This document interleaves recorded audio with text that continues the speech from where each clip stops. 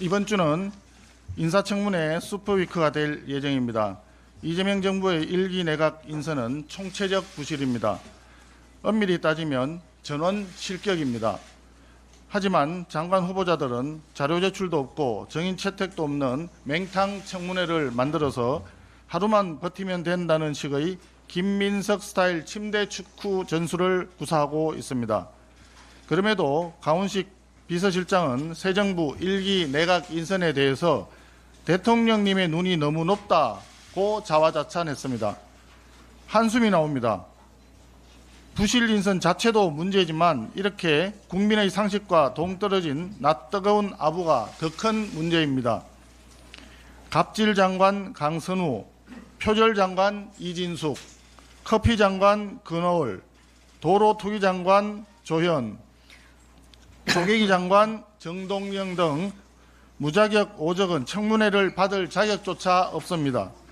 이들의 인사청문회는 증거도 없는 변명과 거짓말의 장으로 전락될 우려가 뻔합니다. 이재명 대통령은 무자격 5적을 즉각 지명 철회하기 바랍니다. 이외에도 내로남불, 이해충돌, 더 나아가 한미동맹에 악영향을 미칠 것으로 우려되는 장관 후보자가 한둘이 아닙니다. 이번 주 청문회를 통해서 국민과 함께 철저히 검증하겠습니다. 차관 인선도 문제입니다.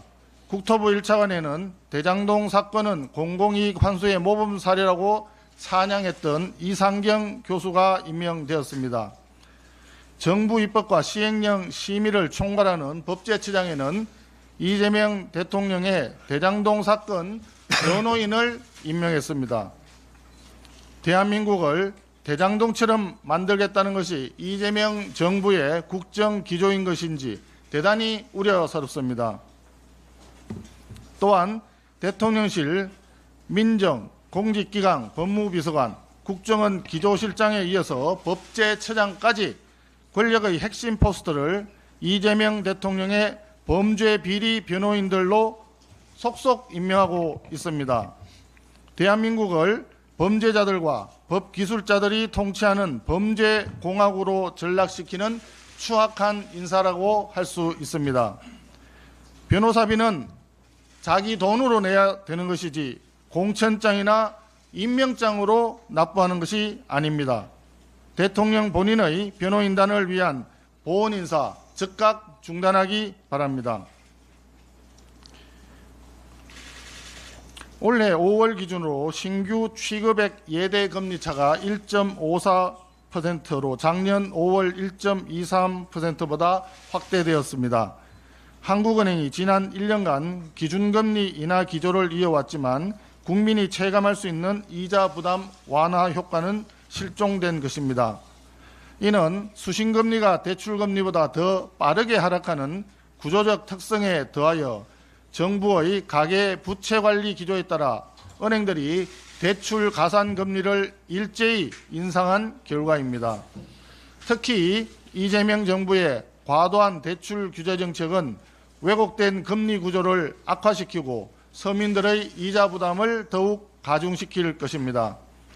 결국 기준금리를 내려도 국민의 대출 이자 부담은 줄지 않는 지금의 상황은 경제 한파에 떨고 있는 국민에게 한쪽에서는 불을 피우는 척하면서 다른 쪽에서는 찬물을 끼얹는 것과 다름없습니다.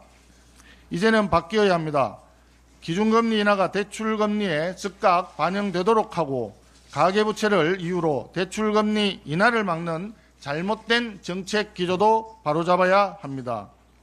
아울러 예대 금리차 공시제도를 법으로 격상하고 금융당국이 금리 산정의 합리성을 검토, 권고할 수 있는 제도적 기반도 마련해야 합니다. 국민의힘은 과도한 이자 부담으로 고통받는 서민들의 부담을 덜기 위해 예대 금리차 관련 제도 개선 방안 마련에 최선을 다하겠습니다.